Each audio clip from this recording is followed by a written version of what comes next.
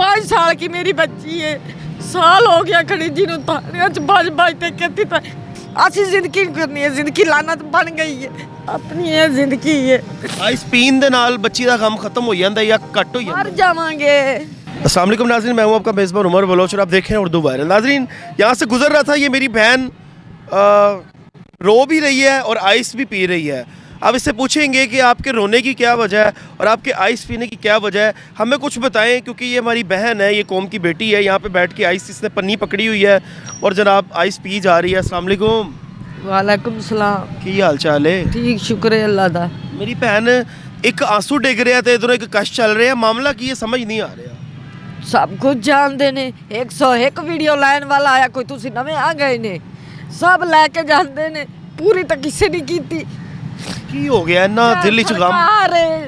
चाहे तुसी ने, चाहे जो लोग, 5 साल की मेरी बच्ची है, साल हो गया खड़ी जी थाने बज बजते कहती था क्या मैं अपनी जिंदगी नू क्या कर, हमारे बच्चे हमारी गोद में ने।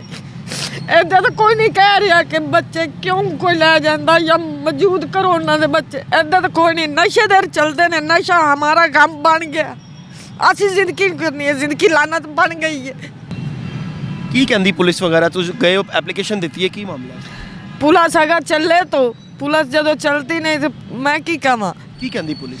पुलिस की कहती है वो बंदा किथे, मैनू की पता केड़ा बंदा ते किथे गया ते किदे ले गया।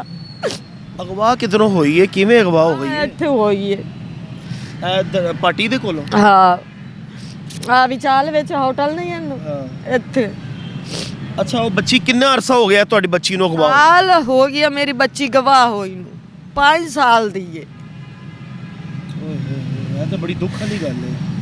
ਇਹ ਨਹੀਂ ਕਿ ਅੱਗੇ ਮੈਂ ਨਹੀਂ ਇਹ ਲਾਇਆ, ਨਹੀਂ ਮੈਂ ਪੀਤਾ ਤੇ ਮੈਂ ਵਧੀ ਰਹੀ ਹਾਂ।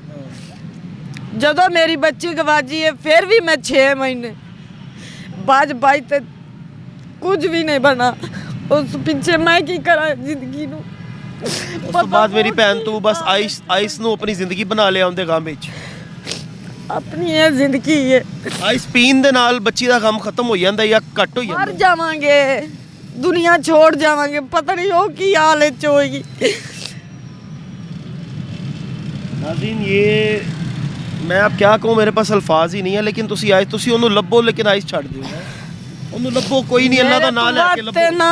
ਸਰ ਜੀ ਕੋਈ ਵੀ ਨਹੀਂ ਲੱਭ ਰਿਹਾ ਮੈਨੂੰ, ਜਿੱਥੇ ਪੁੱਛ ਪੈ ਰਹੀ ਹੈ ਨਾ, ਜਿੱਥੇ ਵੀ ਮੈਂ ਉੱਥੇ ਤੱਕ ਭਾਗ ਰਹੀ ਹਾਂ, ਮੈਂ ਜਿੱਤਨੇ ਜੋਗੀ ਮੈਂ ਉੱਥੇ ਤੱਕ ਭਾਗ ਰਹੀ ਹਾਂ। लेकिन इस तो बाद तो तुसी खत्म हो जाओगे, आइस पी के मर जाओगे, खत्म हो जाओगे, जिंदगी खत्म हो जाएगी।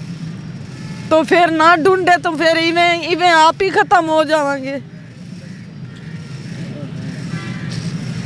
नाज़रीन, दुनिया में कितना गम है, मेरा गम कितना कम है। कितने तुसी लैन आए खड़े ने इंटरव्यू में, कितने वालियां नु दिते ने, मेरी हाली थोड़ी तो नहीं फरियाद पूरी हो या किसी नु जहर जरीन हो।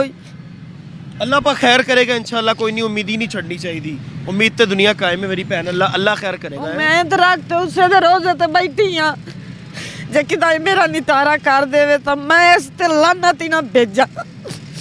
तो अल्लाह पाक हम सबके लिए आसानियाँ पैदा करे, लेकिन नशा हराम है, गलत है, आपको ज़हनी मफलूज करता है, आपकी ज़िंदगी बर्बाद करता है और आप मौत के दहाने पे पहुँच जाते हैं।